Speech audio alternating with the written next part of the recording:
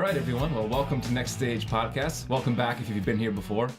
Thanks for checking in. We have Mr. Quinton Gelderman here, episode 13, and this is an important one because I think almost everyone who's been on here so far has either played with you, played at your open mic one of the open mics you've run, been booked by you, some capacity. You've touched, I think, everyone in a very appropriate way who's come on here. Don't want to be starting rumors right off the bat. Wait. I keep forgetting to do this chime thing. I'm supposed to do this in the beginning of the episode. Boom. Now it's official. All that I said before, repeat it. Now we've begun. So I first came to know you through the Widow Brown's open mic. I think it might have been the first open mic I played when I came back from college. It might have been in the same week I did Cousin Larry's and I did Widow's. I don't remember which one was first, but right away, I remember you just being very warm, welcoming, like enthusiastic about anybody who was playing, and you were, very accommodating, and I felt comfortable straight off the bat. I'm like, this is cool. And then you had the percussion set up, so it was accompaniment, and it was just a very welcoming environment from the beginning. And I think a lot of people experience that same thing with you playing at Widow's. It's kind of I almost see it as like a tidal pool, breeding ground, if you will. Well, not breeding ground, but tidal pool for the developing musicians around here, where so many people got started there, and then you get them shows there, and then, a lot of people grow from there. So when did you start that, or how did that start? Well, I graduated college in 2006, and when I came back, I wanted to play, and Widow's was the place to go. That was the open mic. That was really the only one going on at the time. Steve Powers was running it at that point in time. So I just kind of showed up, and at the time I had the percussion kit that I had developed in college and whatever that was at that state, and just set it up, and then hopefully, every now and then I'd play with somebody, and it was just... So you came in as a musician, as a percussionist, and you just were going to the open mic just like anybody else. That's it. I just wanted to play, and Steve would let me play a song or two with him, and then maybe one other person that night, and bring my stuff again next week, and all that kind of stuff. And eventually, it was just to the point where it was there. It's like, percussionist, let's come on down. Who wouldn't want that accompaniment? I mean, there's something to having a support or safety net of any sort when you're performing, especially if you're solo acoustic. Like having anything going on along with that is like doubles what's going on there. Yeah, for sure. I mean? When did you start playing percussion? Had you been doing this, your whole life, or when did you get into collecting this kit that you put together, that you started bringing? Well, I started on drum kit. I was 15 when I decided that I wanted to play drums. My parents obviously was like, what, is it fad? What do you? You just want to make a bunch of noise? Exactly. I was never in band or anything like that. I never really did any formal lessons. My dad played guitar, my mom played piano and sang, but I never really did anything serious with music and up until that point. So when I said I want to play drums, they're like, okay. Yeah.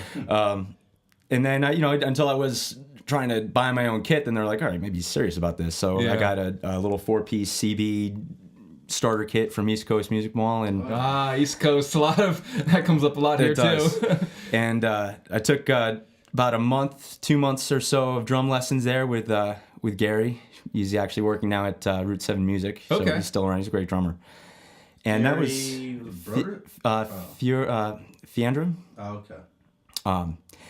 And that was it for my lessons in terms of like formal education on drums. I just wanted to play, so I set it up at home, and I just played at CDs and all that kind of stuff. And that was that. There was a band that was playing at the time where it was I would say playing. We were just playing Mud Shovel on repeat by Stain. Yeah, that was our song. So that was all the Mud Shovelers. That was my first band name, by the way. Mud Shovel? Mud Shovel. That's awesome. I totally didn't have any idea it was a Stain song. Don't lie, that was your inspiration. You're like, Aaron Lewis, I want to be just like you. Maybe Aaron probably. Did you get did you have a fake eyebrow ring put on? Exactly. Yeah, we got the clip-on ones and flares in the mall. That's it. You had to take it off when your parents were around. So that was that. That was high school, and then I was in another band in high school, Pangea, and that was a lot of stuff, and then this was college. Playing kit. It's all kit. Okay. And then occasionally, like I bought a pair of congas for $100, and actually the congas I still have. Oh yeah, and those things look very battle worn. If I'm thinking correctly, used, they got sure. a lot of distress to them. Yes, there's a lot of chew marks in them, so to speak. So. but real distress, not you didn't pay extra for that distress. So that was kind of my thing. I played drum kit, and then had a couple of hand drums that I would just play on the side. And when I went to college, I couldn't bring my drum kit, so I was like, all right, I'll just bring a conga or something like that. And when I got there, I actually the couple of the guys on the floor were in a band. Funny enough, that in freshman year, and started playing with them. It was. Did they hear you like congaing away, and they're like, "Hey man, we're in a band," or how did you find out? That it was weird. It was just we're both playing music really loud and obnoxious, and then both had a little bit of arrogance about us as we were talking to each other. And it's like, you're a musician, right? Yeah. It's like, maybe we should jam sometime, and that was cool. So again, like I kind of started playing with them a little bit and started adding to my percussion rig, and. Actually, what were they playing? Acoustic guitars, electric guitars, bass? The band was Acid Rain Revival. And Aspirin? Acid Rain Revival. Acid Rain Revival. Yes. I said Aspirin Revival. Did Aspirin have like a bad name for a while? Well, you got to revive it, Yeah. I guess but they were great guys. A lot of great musicians, and it was like a rock band. It was I would say it was like a Black Crowes. They weren't doing that kind of thing, but it was just rock. It was just good general rock. Some classic roots rock, but an updated exactly take on it. Okay. Exactly.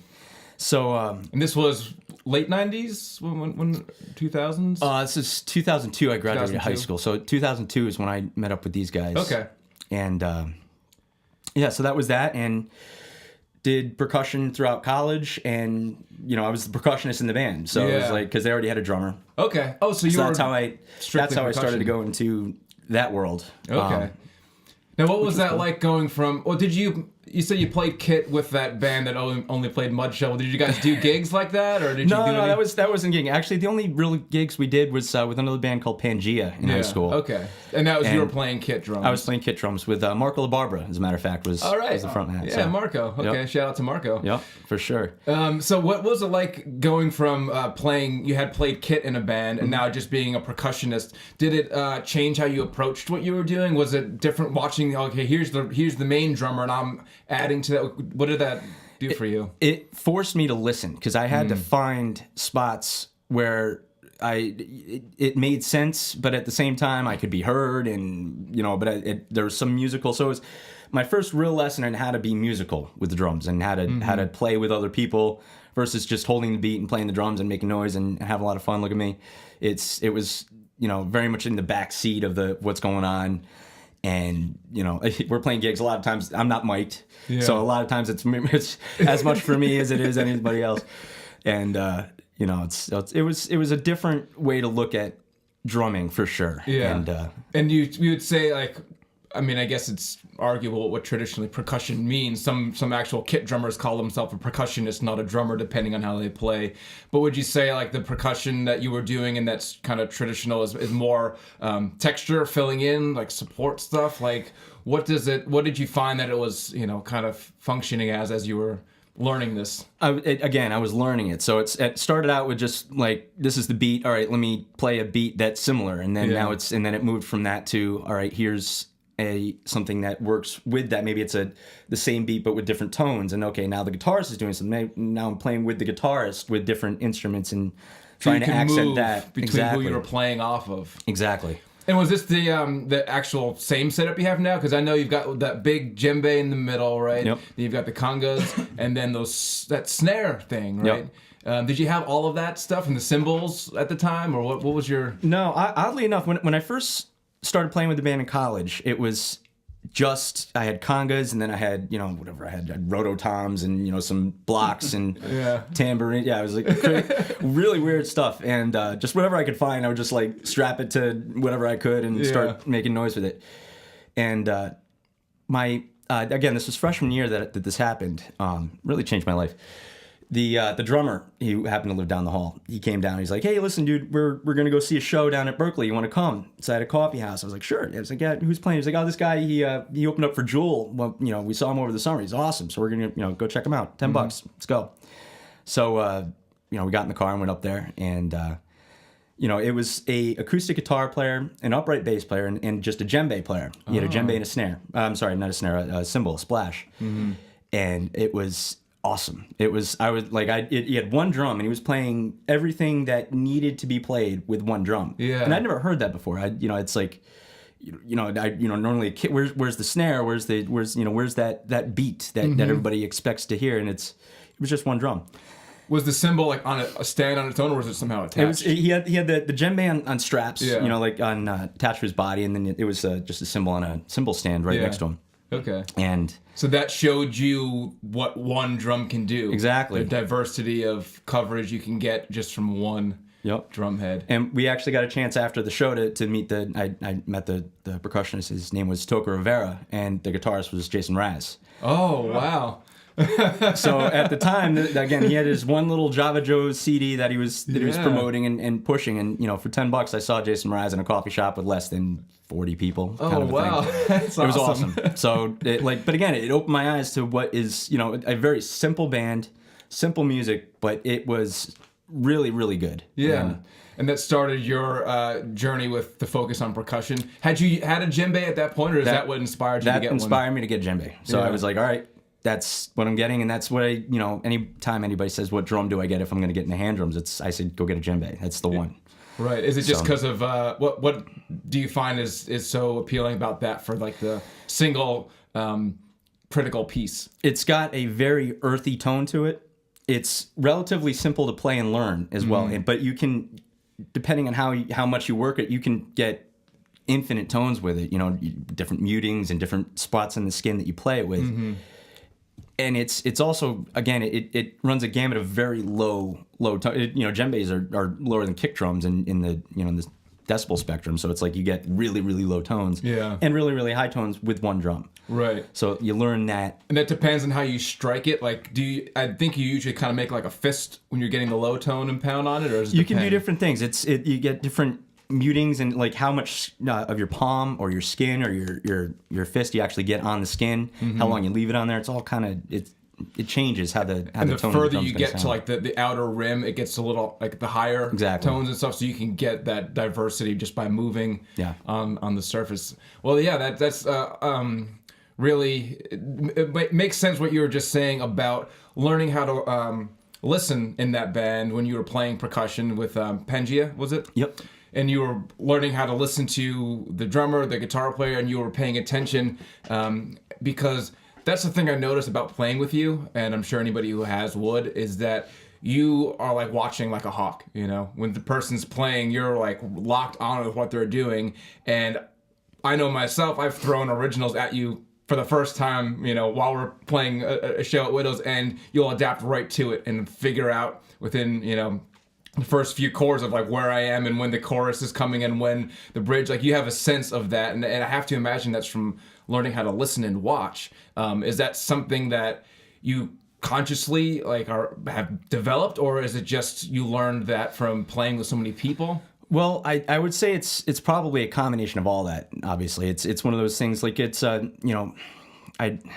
I try to figure it out. Like people ask me this sometimes, and the only thing that I can come up with is it's like music is like to me, anyway. It's like a conversation. So it's right now I have no idea what you're going to say. You have no idea what I'm going to say, but we're able to communicate right now.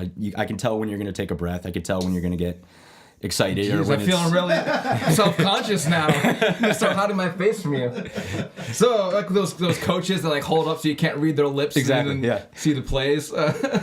So it's the same thing with when we're playing together. It's like you're there's obviously a certain structure to a song. You're going for so long. Okay, the chorus is probably coming now. Yeah. Maybe not. Maybe it's the next time. I don't know. Let's see what he does and what inflections he puts on the whatever. And sometimes, a lot of times I'm wrong. It's like, that's the other thing too, is like, it's just, and that's okay. Yeah, knowing where to adapt. And when you're watching, do you notice like, because obviously you have to be listening too, but are you looking at body language and like, because I get the sense that you can tell, when someone's stepping up to sing or laying back, and like, I don't know if you're like aware that you're doing that, but it seems like you're reading like the person as they're performing too. The whole thing is it's all part of the show. Whenever it's really hard to play with somebody who is very static and very just just Still. playing by playing the chords and singing the words. But it's really the human emotion and the energy that somebody like yourself, you are all over the place, and it's awesome to play with you, because it's I could tell like something's happening because he's winding up, so to speak. Moving a certain way. Yeah. So it's all of that energy is something that I play off of, and it's something the audience plays off of too. They know when something's going to happen. They feel it. They see it. Yeah, Ethan James is very good with that too. He's definitely a physical performer for sure as well. I know you. Well, we'll get to whenever you got involved playing with him at first.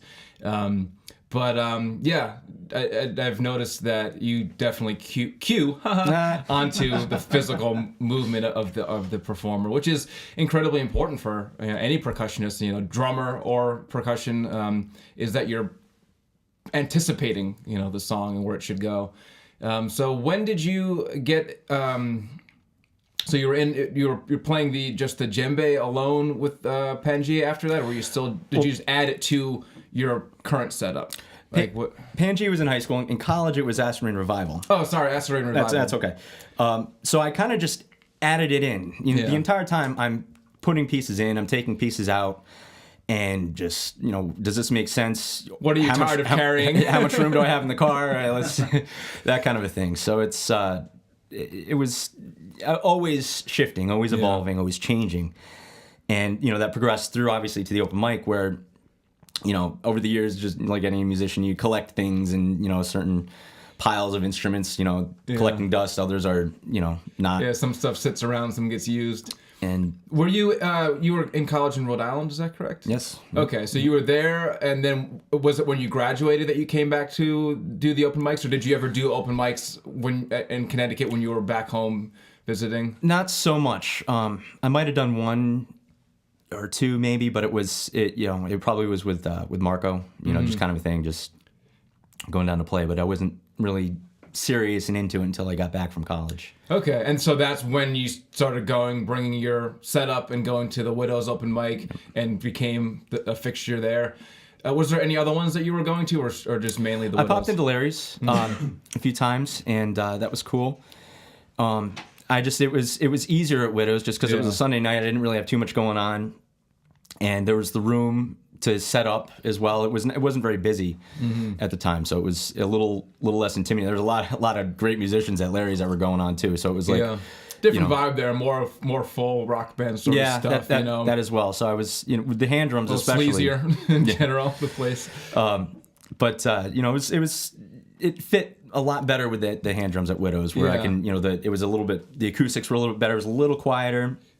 Right, and were they primarily? I mean, I guess that's always kind of been more of an acoustic open mic. Was it the same at that time? It was. They were actually pretty strict with it at that point in time. So it was. And so, who else was going there at that time that maybe is still around? I mean, you mentioned Steve Powers was running it, and he was always. I remember him being more part of the picture when I was first starting there. I haven't seen him out in a while, but he used to kind of co-host with you, I think, when I was first going. But who else from that early days of when you started are still around performing? Oh, wow. At that point in time, early on, like EJ was coming around at that point in time. Joe Pacelli, those guys were popping in, and it's funny. There's generations of musicians that have come through over the years, and sometimes they'll disappear for 5 years or something like that, and then come back. Hey, how you been? Oh, I've been in Colorado or something like that, and I'm back for the holidays or something. And it's interesting. It's really interesting to see that, where they were, like, oh, you still playing that song? No, man, I didn't play that in years, but sure, let's try it. That kind of a thing. And but really, honestly, not too many people. It's just changed a lot. Yeah, the turnover. And in terms of when you were first starting out, bringing your drums and percussion there, did you have any idea that you'd be like hosting it and running it someday? No, it was just a natural progression, I guess. It wasn't something that I'd thought about or dreamed about. It was just, I'm here, I'm playing, I'm knowing that I get the room, I know the routine. I learned how to run an open mic from Steve. All right, I've got my equipment at this point in time. I'm doing my own thing. Steve's, like, can you take over this Sunday? Sure, So did he teach you how to like do a soundboard and stuff? He and, did. Like, mic everything. Like, did he give you, what were you like helping him set up for the open mic sometimes, or how did you learn that stuff? I'd help him set up. It really came when I started to get my equipment, and I said, Steve, how do I work this? Maybe you got your own. I got like a soundboard and speakers and monitors and all that kind of stuff. And Okay, so like a little PA setup, so Exactly. you could go and set up anywhere and have what you needed to put on music. One of the biggest struggles that I ran into in college specifically was, most of the time I'd show up to a venue and there wouldn't be any mics. There would be nothing there for they have enough for like the band, but Yeah. oh, you have a percussionist too? Okay, well I got a vocal mic. We'll throw that over the top, and it's like, okay. So I got frustrated with that, and I started just getting my own stuff. So I got like actually a little soundboard for my percussion kit, and I got a little Shure drum mic package just so that I can show up and mic my own stuff. Yeah. And then I would send them my out feed from my little board as my mix kind of a thing. wow. So I'd send that to them, and they would just take one channel and just throw it in there as a mono feed or whatever. And In go from doing there. that, did you like have like headphones so you could hear how they were? Or you just kind of guessed. Even if I heard it, I'm not even sure I knew how to fix Yeah. it. It was just complete guessing. I'm not even sure sometimes if they can turn me on. It was Yeah. just, but it was still, Well, something- yeah. it was, Yeah. it's something for me to, just push a little bit more out to the board for, Yeah, so you had been already experimenting on your own with getting sound for micing the drums, and then you're going to the open mic, learning a bit from Steve about how to run the board, and then you got your own stuff. And did you start like doing other shows places or getting other artists or different open mics elsewhere? Like, when did it transition from you having your own gear and then actually like taking over the spots, in terms of hosting and bringing your equipment? And it was kind of like sometimes he couldn't do it and you'd fill in. Well, Widows didn't really do shows that much Okay. At that point in time. So it was one of those where it's like, hey, let's do a show. Steve, you want to do a show on Saturday night, the 31st? Sure. Let's do that. So it started very slow in that sense. And then eventually it was like, there's obviously more musicians. There's a lot more talent. Let's maybe book some more shows and all that kind of thing. So then it was kind of all progressing at the same time, where Yeah. Steve was kind of backing out a little bit and I was pushing forward a little bit with the show. So it merged a little bit at the end, where it was just kind of like Steve just kind of said, Q, I've got 2 kids. I can't do Sundays anymore. Just take it over. Yeah. So I said, that's great. And I wasn't really doing too much other places, some other places, but at that point in time. But eventually it was just, I wanted, let's do more. And, O'Connor's opens up. Let's do some there. And, let's go play O'Connor's in Brewster, or, let's go play a show in Rhode Island. And, just different stuff happened at the same time. So Yeah, and when you were first doing those, you said shows weren't going on at Widows at first. And did you guys like pitch the idea? Like, how did that come up to be a regular thing? And who was the beginnings of those? Like, did you just take open mic people? Like, this guy's good, let's put him on for a full night? Or that was it. It started out with just, how many songs can you play? That kind of a thing. And just kind of progressed eventually to, and again, I had no idea how to do any of this. It was just kind of figuring it out as we went. And, so it started out as, like I said, can you play a half hour, 40 minutes, whatever it is. And then building nights that way. And then, eventually I started to figure out how to structure a night and how to run it, somewhat. And everybody else kind of at the same time was starting to figure it out too. So it's like, okay, I need an hour or whatever it is for a show. I got that. Let's do that. And then it was, more options would present themselves for performers. And then it's just, going from there. Because you're very good at putting people together and pulling in. It seems like at this point you've established quite a wide pool of talent you can pull from, and put nights together with different people. Did that grow from the people who were coming to open mics, or did other people who maybe didn't go to the open mics get pulled in by recommendations? Or a little bit of both. It was at the same time that this is all happening. There's another scene in Brooklyn which is going on too. The front man Bill Bartholomew of Aspirin Revival. He moved to Brooklyn. Oh, so he was in that band. Yes, he was. Oh wow. Okay. So now Silverteeth is the current thing. Silverteeth is the doing current project, and he's actually running a podcast out there in Rhode Island. Yeah, as well. Bartholomew Town. Yeah, he's doing well. So Bill went to Brooklyn and was kind of doing the whole hipster thing over there, and had a bunch of great projects going on. And there was a scene there called Potion Collective, which was in McKibben area, which was, it was right down, Bushwick of Brooklyn. There was a lot of, lot of artists that were down there doing their thing. And, Bill was one of them. He was kind of, one of the guys down there, one of the main guys. And I would go down there and see their open mic and their shows, their showcases. And, there was tons of artists all over, like all different, like not just, musicians, but poets and painters and all kinds of stuff living in these lofts. A lot of creativity in that area. Ton of creativity. So young people just going for it, doing stuff, figuring it out. I was able to see what was going on there and obviously network there as well and kind of tap into that talent pool a little bit and pull some of them into Danbury as well. And did you ever play down there? Did you ever bring any of your percussion and jam in or play with Bill in those capacities? I did. I played with Bill on a couple of projects and did some albums and whatnot. It was fun. It was like a whole nother scene over there that was going on. I have a leather jacket that you gave me that I'm pretty sure you said you got from a photo shoot that you went down there, and they wanted to give you a leather jacket. I went to a thrift store or something and bought it. And you're like, I've never worn this since. Do you want it? I'm like, yeah, I still wear that thing. That's awesome. Was it one of those projects? That's exactly it. Yeah, that was a photo shoot that we were going on where I don't dress. I never dressed hipster. I never had the persona. So I always had to get some kind of wardrobe fix when I went there. Like, wait, this guy looks out of place. Yeah. Let's give him some funky leather jacket. Exactly. I still rock that thing, man. It was a great jacket. It was awesome. It was. It's all right. I know it's not your style. You don't have to. No, it's fine. I'm glad it's getting some use. It is. Oh, it is. Yeah. But okay, so then you had this. Already working relationship with Bill from the Acid Rain revival, and then he was doing stuff in Brooklyn, and then you were able to kind of cross-pollinate between there, bringing some of those people up to the open mic here, and then was it really you doing it full-time at this point?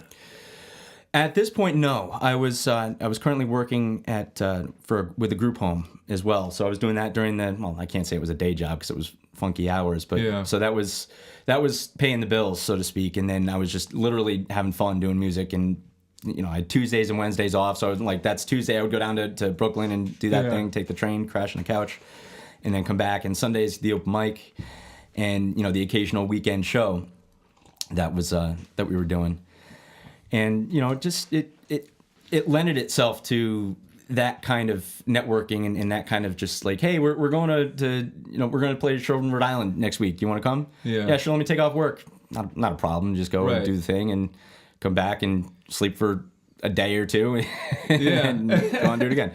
So and at this point, were you putting any kind of like band things together, or you were just hosting and running the open mic? I mean, were you playing regularly with any particular artists that you would do shows elsewhere with? Like I said, I was working with Bill with, actually at the point it was the Bill Bartholomew Band, which had a couple of other renditions. I was also, eventually playing with EJ pretty steadily which eventually turned into Easy Street. But in terms of other bands, not too much, it was just, I was just playing, just loving playing. And doing the open mic thing. So how did you decide to play with Ethan James? Like, what he came to an open mic and you guys just vibed well? Like, how did that...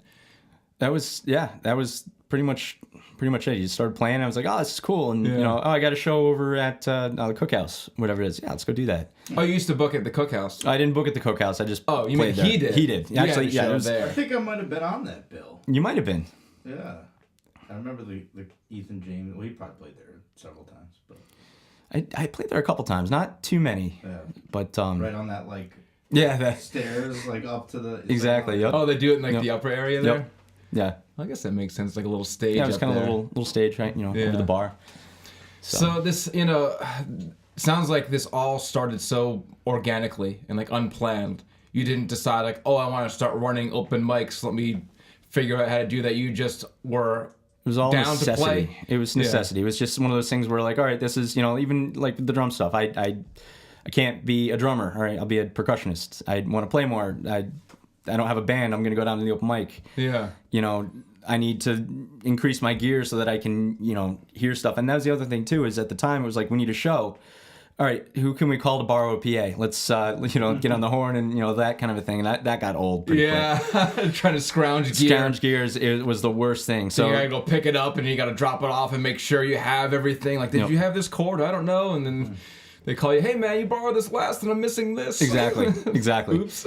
So, that necessitated getting our own PA, and, now it just eventually grew to, I have this equipment, now I can do this. And, And when did you get the idea to do Gelderstock? Because that was a big thing for a while, and that was that festival you would do. Was it 2 days over the weekend Pretty much, yeah. at your parents' place in Brookfield? And that was always a great time, and a lot of good artists came to play. It was a good scene. What sparked that idea? Like, how long were you doing the open mics before you decided, let me do a 2-day festival? Or 3-day, kind of, right? It was Friday, Saturday to Sunday. Pretty much. And that's a big jump to go from, like, playing percussion at open mics to, like, hosting 20 bands over a weekend and tents and all that stuff. Well, it was pretty organic. At the time, I actually wasn't really hosting open mics for that long yet. At that point in time, I was living at the bike shop, a little bit above the bike shop. I'm sorry, right on Route 7. I don't know if you're familiar with it. Oh yeah, I've been to your place there a few times. Yes. Just sit out on the roof. Yes, exactly. So what we used to do there was, I lived with my buddy Alan Schmidt, and we were just like, we're both musicians, and we'd get back from the open mic, and some people come back and just jam some more, play whatever, and we're like, we should do this again. So Wednesday night I had off from the group home, so we're like, let's do a Wednesday night. So we had a bunch of people come in. We'd make homemade pizzas, everybody bring an appetizer or a bottle or something or whatever it is, and just jam. And eventually it turned into one of those things where, like, my parents are coming, like friends are coming, and it just random Wednesday night thing. And really? we called it Pizza House, where we'd make homemade pizzas. And well, I guess because you're over the bike shop, noise wasn't an issue. Noise wasn't an issue. There was no neighbors. It was just like, whatever. Cops came a few times, but that's how you know it's getting good. Yeah. So that was Pizza House. That was Pizza House, and we were, kind of booking bands, and there's some video stuff going on. It was cool. It was crazy. Becoming a little scene there. Yeah. So it eventually was to the point where it was like, I want to do this a little bit bigger, because the apartment, you remember, it's tiny. Yeah, I'm surprised that many people fit in there. It must have been a crowded house. So that's kind of you fun. never came to a Pizza House? No. How'd you go to that apartment and never go to a Pizza House? I don't know if that was like still going on at the time, or maybe not. It might have ended at that point in time, because I guess that was around 2000. Yeah, I guess it was around 2008 or so. Yeah, that ended. Maybe 2009. That's I think when I came back from South Carolina was just around that time. Yeah. So it might have been something that was kind of going on, or like we just met, and you're like, hey, come to my house. I don't know you. It might have been that we hadn't quite gotten to know each other well enough at that point. But I do remember you talking about it, like, over the years of playing. That now that you mentioned it, you remember you telling me about the Pizza House thing. But I think it had already like kind of run its course by that time. So that's what made you want to do something more involved with getting bands together, getting other artists together. I want it to be a little bit more organized. I want it to be a little bit more relaxed in terms of just space, time. Really just and as much for the musicians as for me, and all that kind of stuff and whatnot. So I was like, where am I going to do this? I'll do it at my parents' house. Why not mine? Let's have a party. Yeah. They were all about it. Actually, it was funny, but. So at the same time, like I said, I'm building this network in New York, and I've got the one here. I've still got connections in Rhode Island. Yeah. So I've got all kinds of different 3 states. Yeah, feeds that I can say, hey, what are you doing on July 13th? We're gonna have I'm doing a little festival thing, like a homegrown kind of a thing, and sure, I'll be there. And what do I need to bring? That kind of a thing. Was it planned to be a 3-day thing at first, or did you just do a 1-day thing first? Like, what was the first one like? The first one, which I think was either 2008 or 2009. I'm not sure, but I think it was 2008. It was just essentially a glorified Pizza House at that point in time. Yeah. It was set up under the first one was actually the main stage was underneath the porch. And then were that screened in area, like off the back? No. The lower porch where there's the patio right by the pool. Okay, yeah. And that was the main stage, and then I had the acoustic acts playing over by the tree. Yeah. And then everybody was like, "Can we go play over by the tree instead?" So then the following year, I didn't even have the other stage set up. I just did the one over by the tree as the main stage. Yeah, it's like a natural stage there, the way it's set up. So it kind of grew that way, and I believe it was the second year. I want to say it was like 2009 or 2010. There was this guy. His name is Jack Bucket, and he was at a British trio that was over in Brooklyn. They were doing their U.S. tour, and they were obviously in Bushwick a lot. Yeah. Or they're just based out of there because they were over to promote an album. Exactly. Or something? They came over from England, and that was the hipster scene. So that's where they went. And so I obviously met up with them and whatnot, and they came over. I actually booked them a show at Widow's for Friday.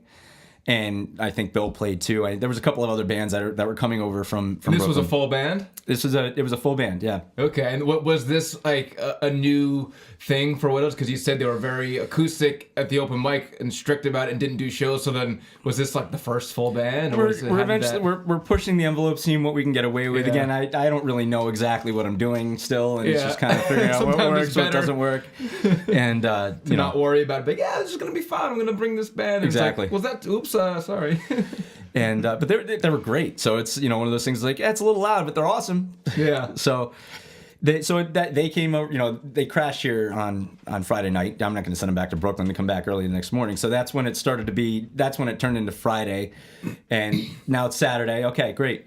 And we're doing the show on Saturday, and we're going to crash Sunday because we're loaded. Yeah. And I think that year it actually went into Monday too, because they were just like, we don't want to leave. We don't want to go back to the city. We want to kind of sit here and this nice country property. We got a pool. We got leftover pizza. It's like So were there a bunch of other artists and bands that were booked for that weekend, or did people kind of like come and show up and play, and was it like more informal? It's the first year was pretty. I'm not going to say it was informal, but it was not. It was organized as best as I could, and then obviously took notes and figured out what ways to do things, what ways not to do things, and so the second year was pretty organized. It was set times, and that's how I did it from then on. Obviously, when So Too did their thing over there, it was the same deal. Yeah.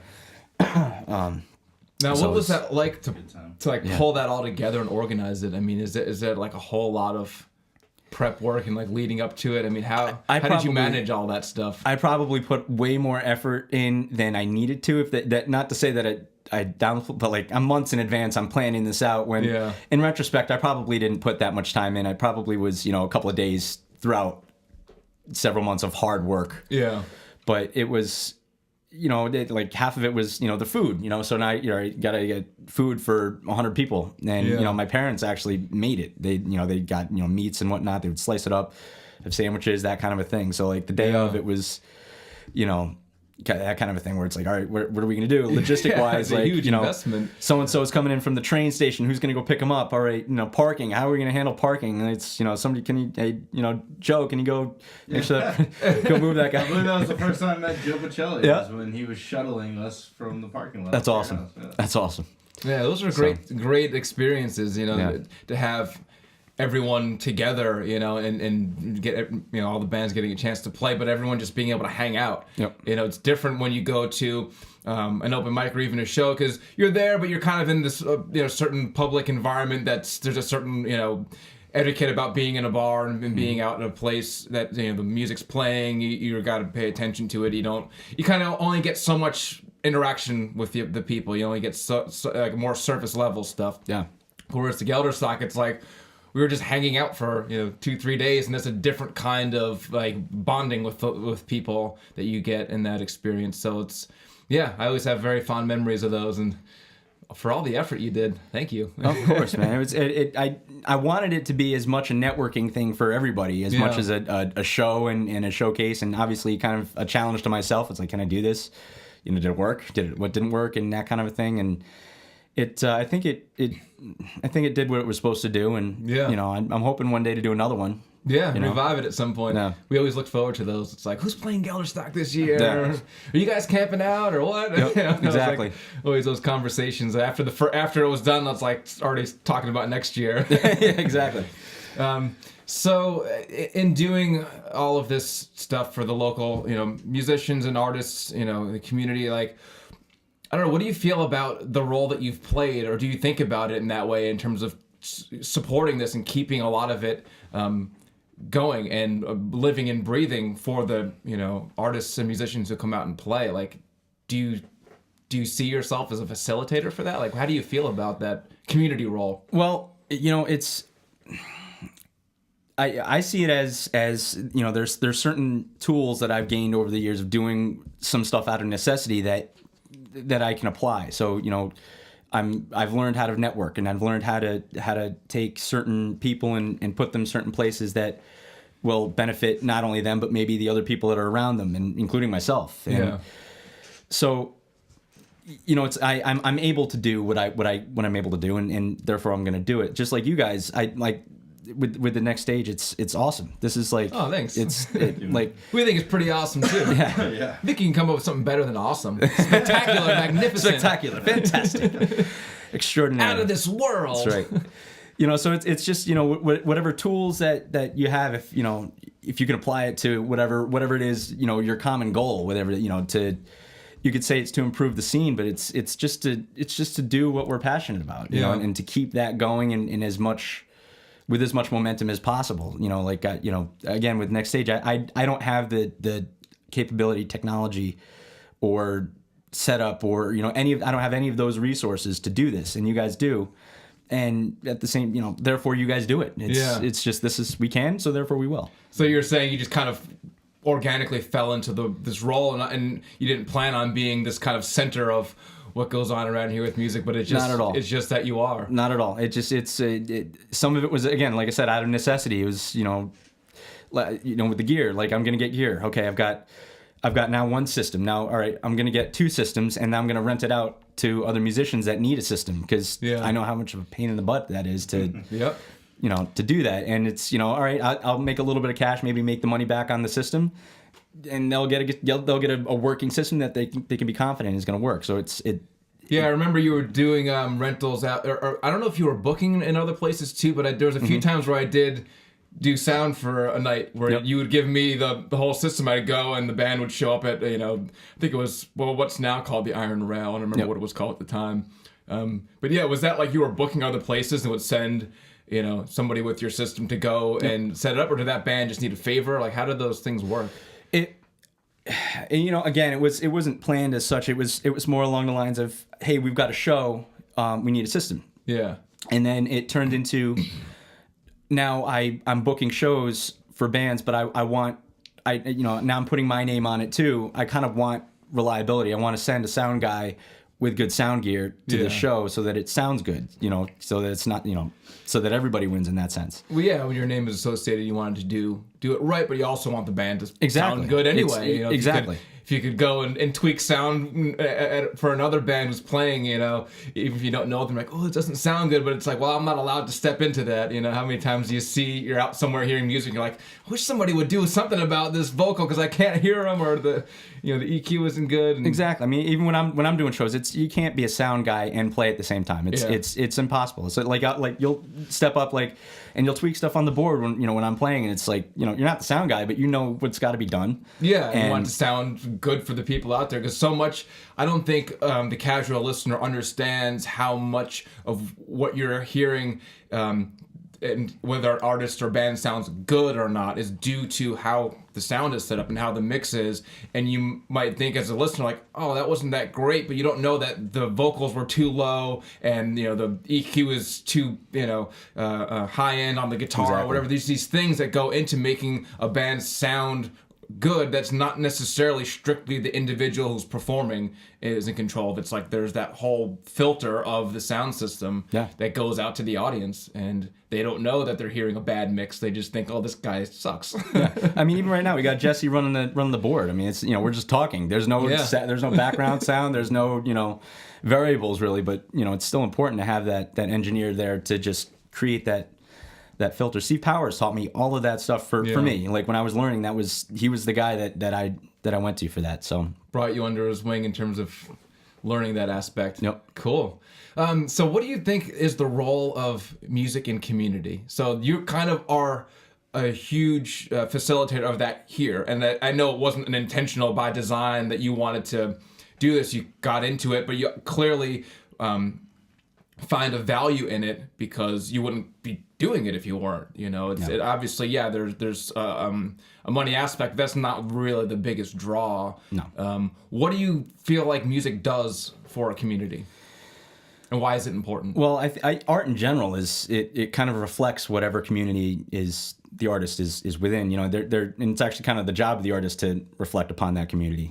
So it's a role that you know, musicians and like I said, any artist takes. Yeah. And our community is so it's crazy that as small as it is, the amount of talent that's here is ridiculous. It's absurd. Like I haven't traveled the world. I can't say that I'm aware of every scene out there, but the few that I've been in have, you know, in significant cities have been comparable to what's here in Danbury. I never felt like I was in Danbury like, oh man, I'm stuck here and this is, you know, I just wish there was, you know, something good to do, something good to listen to, a couple of good music, just one good musician. No, there's an army of amazing talent here. That's I can't even count how many amazing musicians, let alone, you know, currently playing, let alone have always been here. Right. You've seen the tides come and go, as it were, with different people, you know, cycling in and out. Exactly, yeah. And you get to experience it from, you're most of the time playing along with, but there's a certain observer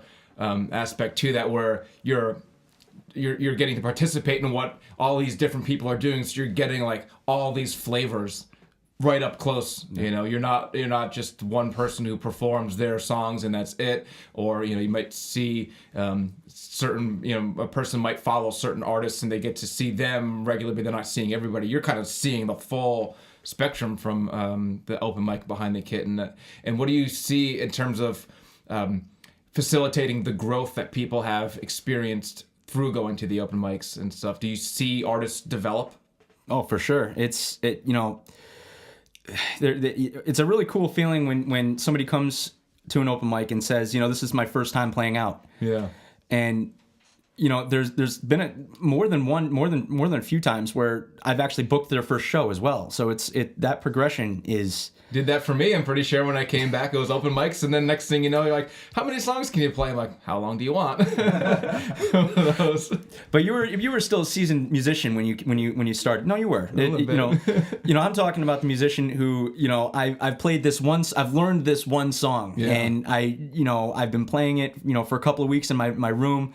You know, I think I'm ready to come out and play, and to see that person go from that to, you know, a couple of years later, they're playing 4 or 5 songs, and you know, sounds great, and you know, now it's like I'm thinking about, you know, what if I got a show, and you know, all that kind of stuff, and that progression is, it's crazy. How does that feel for you to know that you've facilitated that? You know, you can't say, oh well, this person, they have to of course learn and practice on their own, but you give an opportunity where somebody who's doing the work can like rise up. Like, do you see it that way? Do you notice that you're kind of enabling that transformation? You know, I can't say that I see it that way. You know, I guess in a way I'm observing it. I'm there as part of it. Yeah. But you know, I guess I don't really think about it like that, in the sense like I'm giving this person an avenue. I don't see it that way. It's more of like I'm just there along for the ride kind of a thing. Yeah. Well, I guess that's good. So then you don't think about it in that term. I just, from the outside, it's clear to me that opportunity that you're providing. Like if you were doing these open mics, and I think it's critical that there is the percussion that you offer to anybody, because as I said before, that safety net feels so comforting. And it gives, I think, more confidence to somebody performing. It's hard to get up with, you know, one acoustic guitar and sing when there's no other support, because if you stop, it all stops.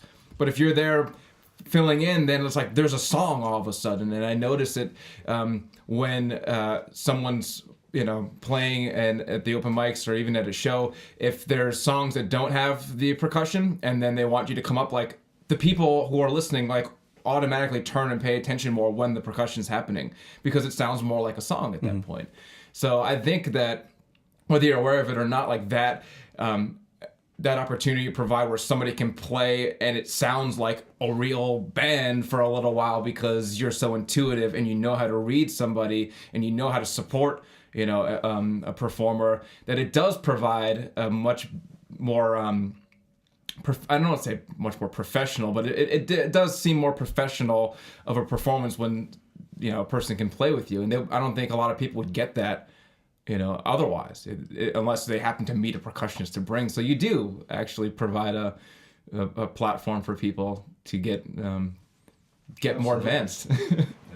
Well, thank you. That's you know, it feels good, you know, Yeah. in that sense. So, Well, that's quite a lot we've covered here, going from, you know, your beginnings all the way through Gelderstock, and what's the future looking like? I mean, is it still the open mic still the same thing? Are you doing other bookings places, or what's? you know, everything has been organic from the start, and I never forced anything, never had a plan really. It was, you know, I can't say I didn't have a plan, but it's more immediate in terms of, you know, I'm not sitting here with my 10-year plan of music. Yeah. But you know, right now it's, you know, example, the Widows Open Mic is just once a month. Yeah. Which is fine for now. It may progress more. It may not. It may change. Who knows? But you know, it's the musicians here are always going to be playing. So there's always going to be a niche for that. Whatever happens, and it's. What do you hope to see happen with the musicians around here and what's going on? Like, what would you want to happen here, or do you think about it that way? Ideally, or just biggest idealism. Let's see. I mean, one of the biggest drawbacks of this area is there's not many venues for music. So a lot of it happens in bars and whatnot. So I mean, if I had to dream big, I would say I'd hope somebody would build a venue or take over some, just make it a hub. I remember when I was in I think it was high school. There was a place, I think it was the Max or something like that. That would, like, to Played me. many battle of bands there. Yeah. Is it named after the Saved by the Bell place? know. Probably. Wasn't that where they always met? The Max? Like, Really? Yeah. Oh. The Was place it really? where they'd always meet after school. You serious? Yeah, it was called the Max. That's awesome. I'm pretty sure. I don't know. I'm getting doubtful now that you guys are skeptical. What kind of producer am I? Yeah, you have the internets. So, there was the Max, and there was, you know, Tuxedo Junction, and there was, Billy Baloney's, all that kind of stuff, and you know, the Empress Ballroom, and you know, so there has been renditions of venues in Danbury, but lately there's not, and it's a shame, because with the amount of, again, like I said, art, talent, it's surging right now. It's There's nowhere for it to go. What has to happen for that to be successful? I mean, you have a lot of experience, not only in the playing, but also the booking and you know, sort of managing and putting bands together. And you've got a lot of the other side of the coin experience than just a performer. And like, what do you think needs to happen for that to work? That's a good question, because the old formulas don't work. They you know, or if you build it, they will come kind of a thing. It's just, it doesn't work like it used to. So Do you think you need the city behind you, like actual government in a sense? Not saying the government should be involved in the growing of music scenes or anything, but like the city should be spending some more money to maybe develop artistic programs and venues maybe. I mean, I look at Danbury, and like the one venue that we had is gone, you know, like. Well, City Center, I think, just bought Tuxedo Junction, I believe. Okay. I'm not. I may not be 100% accurate on that, but I thought I heard that. It could be just a rumor. So, you know, the City Center obviously they do their summer series and all that kind of stuff. So, those programs still exist, and it is there, and the summer series does well. Yeah. You know, so do I think that the city should be running music? I'm not sure about that. I think that, you know.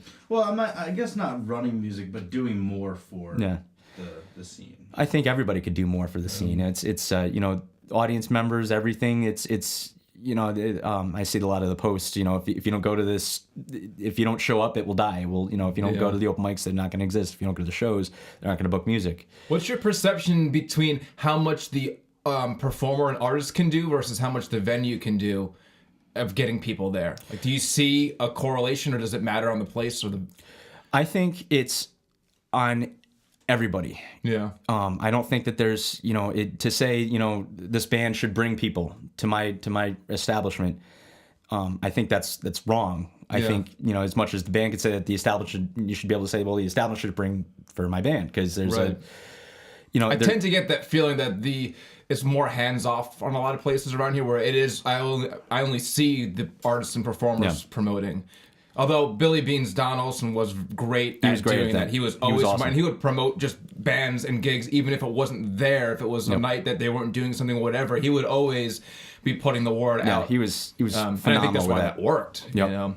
But do you see that dynamic between what the artist wants and what the venue wants? Like, what's your view on that from the other side? Like, have you seen where it works or doesn't work, or what should artists be doing?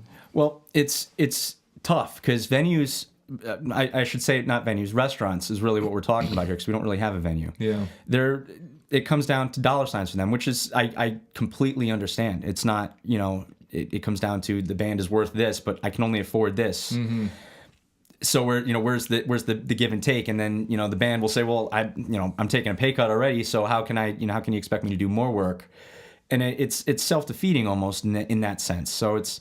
Yeah, they're selling food and drinks. They're not selling a experience. It's almost intangible what the band brings. You can't look at a dollar sign other than maybe drink sales at the end of the night. Yeah. But it's that atmosphere, that energy, that whatever that is that the band brings or the musician brings or the artist, whatever it is, whatever they bring is not... It's not the same as I sold 10 beers today. Yeah, you can't put a number on it at the time. And it's hard to tell whether it matters or if it's important or not. But if there's something that develops a sort of aura around the place because they have good music there, like, does that actually bring more people in? Like, it does. Have you seen that? I've seen that. I've seen it completely take like Widows, for instance. It's, people know that there's going to be something going on there on a weekend night, Friday night specifically. They know there's something going on, right? So whether or not that plays into their nightly plans or whatever is I can't speak for them, but it's an event. It's something that's happening. So it has to play a role. Yeah, so people know without even, I guess you can check on Facebook, whatever, but if you show up there on a weekend, there's going to be music going on. So some people might just stop in to see who's there, even if it's not, I'm going specifically to see this person, I'm going to see the music. It's funny. Again, like I said, I don't think that the old models work. I don't think the old business models are. What would be relevant. the old business models that you're thinking Well, you put a flyer out, and then you plaster it around, and then word gets out, and all this. So something's happening at such and such place. Maybe it's further along where now you can do a Facebook invite, and oh my God, there's something going on. That's right, and that old way of doing things is it's different. There's so much example, Facebook is always hard for me because even myself, when I get invited to something, it's that on top of 50 other invites. So it just gets it's almost cluttered. So much social networking that it takes away the relevance of what I want to do. And then it's now I'm actually going back to old methods of writing it on a calendar. I want to do this on March 30th or whatever it is, So do you think there's like a lot of like static, like competition, like not intentional, but just everyone's throwing so much out that it gets confusing? I think so. I think there's almost too much advertising to the point where the advertising loses its value. Yeah, it becomes like a drone. I have invites for I have a Facebook invite for my niece's birthday party. Yeah. She's going to be one, and there's a Facebook invite for that. So, which is cool. I mean, that's how you can get it out to everybody and whatnot. But when I've got 20 of those, now all of a sudden it's just... Yeah, and all the reminders. Yeah. And now what do you think, in terms of people going out to see live music, do you think it's... what's the trick? Like, how do we get people to come out and see shows? I mean, it seems like getting people out of their house in general is harder these days, because if you have a device or technology where you can sit and look at something or watch videos, like, what's the impetus to go drive somewhere and spend money and actually go to a physical place? That's a good question. It's the only thing that I've seen that works is consistency. That just it's just constantly happening, whatever that is. It's that's the only thing that I've seen that I could say, well, that there's something there for that. You know, I can't say that one platform of advertising or one, you know, way of getting the word out, or one person even just, you know, this person's here. Okay, everybody's going to go there. I don't even see that anymore. Yeah. What do you think a venue would need to work? Do you think it's possible that there could be a standalone music venue? I think there could, for sure. That's absolutely right, Jesse. But Money. But you know, there's no hub right here in Danbury. It's everything's spread out. You know, so if you know, there's nothing that's, you know, for anything. It's like, you know, like the House of Blues. You know what you're going to get when you go there, or a piano bar. You know what you're going to go there and you're going to listen. Even Daryl's house. It's a great venue and there's awesome music there. Yeah. But there's a certain bar. Yes. You know, to get in there. It's like, yes, there are some local musicians who get in there and play. I know Union Rail has played regularly. Yeah, the Red Hots have played there regularly. But it's even though it's, you know, a music venue, Daryl's house, it doesn't read the same as like a rock club where you can go in. It seems like anybody has a chance of potentially getting on to play there. There's a level of that they operate at, clearly, because it's, you know, which is higher clientele and they're better musicians, and, you know.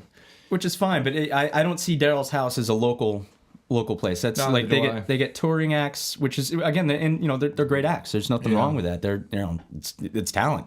Yeah. You know, there's a lot of talent rolling through there, but I can't say that they're local. You know, Richfield Playhouse, a lot of times they you know, they'll do some work over there where they'll get local bands to open up for whoever their headliner is, that's awesome. Yeah.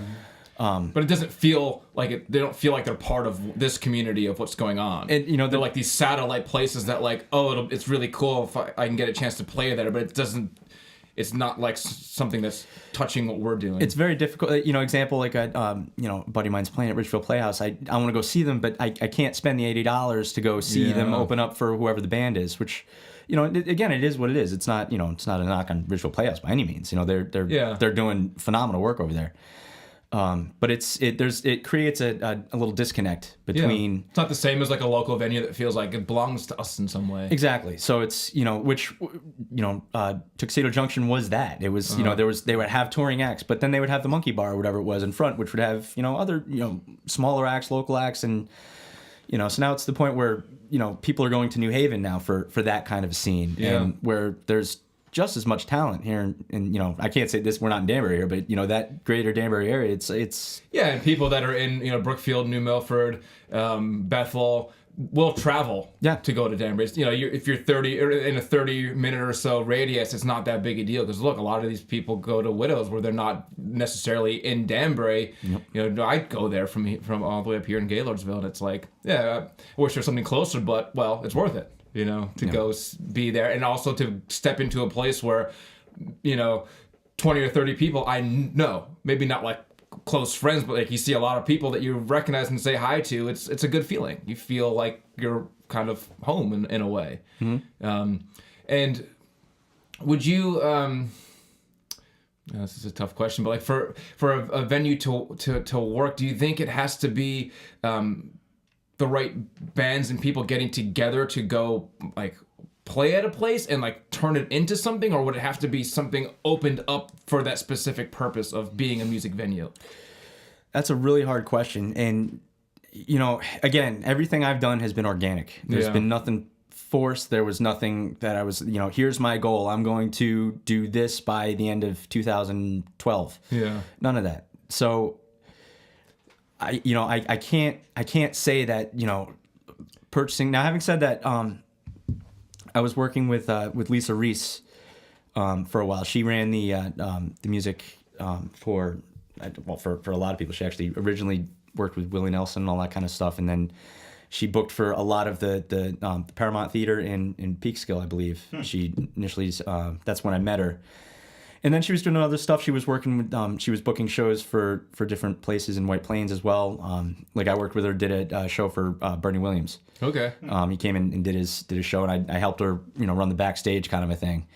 And she was talking about, you know, building, you know, buying a venue. Actually, at the time, Borders was closed and the fitness center wasn't there. So she was talking about, you know, like, you know, we actually took a tour there and walked around. You know, what if we made this into a, you know, a catering hall / music venue?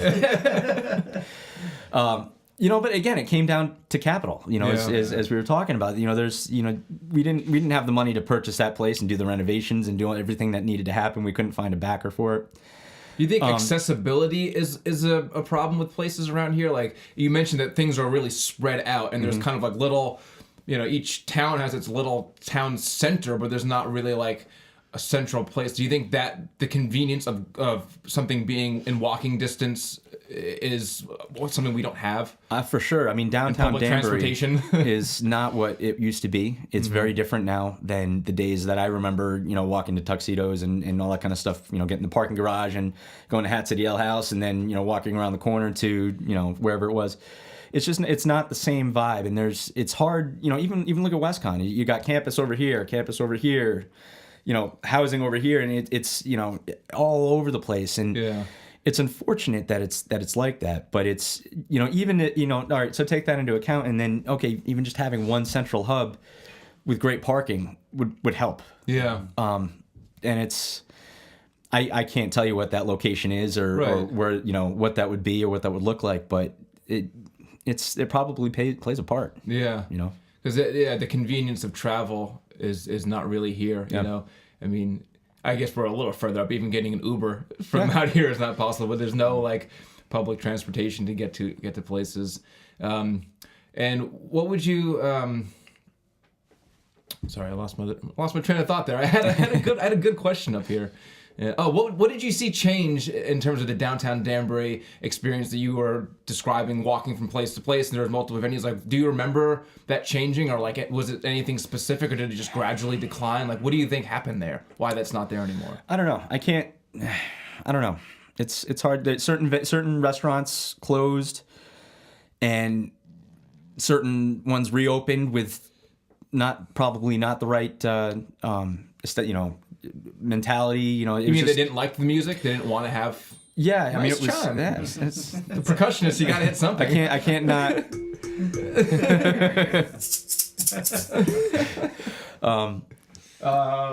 That's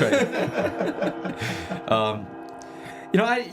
I can't say that. In my opinion, I don't know if it was one thing or not. But it was. There were certain restaurants. Were you aware it was happening at the time, or it just all of a sudden you're like, wait, where did that go? It just little things would disappear. You got Cousin Larry's is gone now. Tuxedos is gone. Monkey Bar is gone, and Hat City Ale House is gone. And all of a sudden it's like what's left, and now it's there's different satellites will pick up. Billy Beans it will grow. And but then eventually that kind of changed. Yeah. I'm sure I know they're still doing music of some sort, but it wasn't what it was. It wasn't what it was, and what it was awesome. Yeah. That was something that this town needed, and the artists needed, and the people that liked the art needed. It was the only place that like a live original loud rock and roll band could go and play. I understand why that's not an easy thing to stick in anywhere because as you mentioned, a lot of these places are restaurants, and like that's not really an easy thing to ask people to tolerate who aren't there for that. No, even the ones that the venues that are established, like the Chance, it's it's one of those places where for us obviously it's a hike, but it's just not. We can't really connect with that place. So, it's like bring our fans, and even how they set up. I'm not sure I completely agree with it either, but. Their business plan, but that's not my business. Well, yeah, to expect a group of people from your local town to then drive further to another place, it's like it is hard enough to get somebody to come out to a local show. Now, how are you going to expect all those people who like to come see you to now drive even further and like to bring your crowd there as opposed to you're going there because there's something that they can offer? That is a hard dynamic. I mean, what do you think artists or musicians, what do you think we can do to help this situation? Is there something to do? I think just keep playing, just keep doing whatever it is that we're doing. I mean, musicians aren't doing anything wrong. We're sometimes it feels that way because it's the pressure to bring people out and make it a success. Sometimes feels like, what do we do? What should we do better? Do I make more interesting Facebook ads? Do you start handing out paper flyers? Again, it's are you musicians are salesmen of their own product, but they're not. Yeah. Sometimes it's hard to do it because you feel like, how do I brag about myself? I don't feel. It's hard. I can't judge whether it's good or not. I hope it is. But it's not that's not your job to judge if it's good or not. You know, it's art. It's just interpretation. It's what I think is good, and if I like your music, that doesn't mean that Jesse will. Yeah. He hates my music. I know. Actually, you said that earlier. I didn't want to say that. So it's. I think it just keep playing. And it's. If musicians wanted to build their own venue, that'd be awesome. And it would probably be everything that we think it should be, but probably everything it shouldn't be. Yeah. And it would probably fail. It would probably fail miserably. No one would want to run it, do the work. Exactly. Give me a stage, not a job. and that's a good point. It's that everybody's got a role, everybody's got a purpose, and musicians are filling their role. They're making music. Yeah. Is it their job to advertise and build the scene? Maybe not. I don't know. You're one of the people that straddles that line. You do both. You're a regular performer, play just as much or more than most people around here, but you also do all the booking stuff and the setup and the PA. You're kind of pulling on both sides of that dynamic. That's my role, but at the same, but I'm not a songwriter either. I'm not, as much as I'm part of the scene. I'm not, I'm contributing with alongside of what other people are already contributing. Like you're a songwriter, you're going to write a song.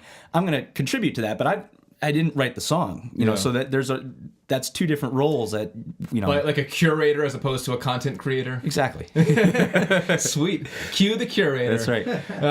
Dude, this has been awesome. We've covered a lot of ground. This has been really cool to get this conversation. And I think it's important, this talking about community and the local scene and what's going on and, conjecturing about what could possibly happen and make things work better. This is the conversations that I think need to happen. And we all want something to improve around here, but I think even talking about it is helpful. And other people, maybe who are listening to this might have ideas and might want to tap into it and might want to give some input or suggestions. Like, I think it's important to have these conversations and to explore it, Because we all know there's certain things that we'd like to see better, but, how do we start? Yeah. And maybe just talking. It's a good start. Is a way to start pushing that ball. Anything you want to say in closing? Anything you want to encourage people to do or say about music or yourself? Or do you want to just talk about how awesome you are? And what your wonderful Tom Cruise smile? I think just keep, musicians keep playing music. Spectators keep listening, keep going. Tune into the podcast. These are awesome. And this is filling a huge role as well. It's awareness, and it brings other musicians where people might not have seen them or heard them, and like, oh wow, that guy was really cool. I know you're doing the songs now with the beginning, that's awesome too. It's it's like a possible showcase for new material. Yep. And we want to do more advertising and all performance on the episodes. Future talks. Well, I realize it's great when you hear a song. And then we're used to hearing songs, and then you get to hear about the person who wrote that song for an extended period of time, and then you get another one at the end. It's sort of like you're getting their music story, and then to me the music seems more personal, more impactful, more interesting because you get to know who's making it. 100%. I like that. And it keeps it organic and rootsy because when you see the person and you hear the song, it's like. Maybe that maybe a story or something like that will click for the person that are watching the podcast and be like that was a cool story and he wrote a song something similar to that and now I see where he's going. You're right. It makes it to see where it comes personal. from. Yeah. And to me, it makes it more like endearing in a way. It's like this is something special because this is a human being who's making this. It's very easy when we're hearing music because it's everywhere all the time and at the gas station and at the the bar. You're hearing music in your car and it's just coming out. It's almost like this sonic wallpaper that you don't always stop and think about. Like there's many people who are involved in not only like being in this band and making that music, but also producing it and putting it. There's a whole lot of human beings that made that sound hit my ears. Like you were talking with Jerome about the field recordings and whatnot. It kind of makes it a very natural sense. So it's cool. They weren't trying to be perfect and produce it. It was just capturing what was happening. Like here's a microphone, like you're on your front porch in a rocking chair, like playing this blues song, and that's something that's been awesome. captured. You can hear the crickets in the background or whatever the sounds of the environment too. But there's human beings behind all this stuff, and I think that's really important to highlight. Yeah, 100%. I'd like to add that you were correct. It was the Max. The Max. How about that? Maybe we should. It's 1X. The New Milford one was 2 X's. Ooh, they had to the upgrade. separation. Details, man. Details. Double X. Maybe we need to open the Max with 3 X's and that'll really work. On that That's the note. wrong message. That's right. Well, thanks everyone for listening. Quinton Gelderman, Next Stage Podcast. Thanks for coming on, for and having me. I'm sure we'll do another one at some point. In the meantime, yeah, man, just keep doing what you're doing because we wouldn't be here without you in a lot of ways. I know personally, it was my start around here, and so many people who go on to do other things started with the open mics that you facilitate, and I mean, everyone loves playing with you, and you're a great presence, and you do great things for this local scene. So thank you, and thanks for coming on. Thank you guys. So chime it out. Can't get away.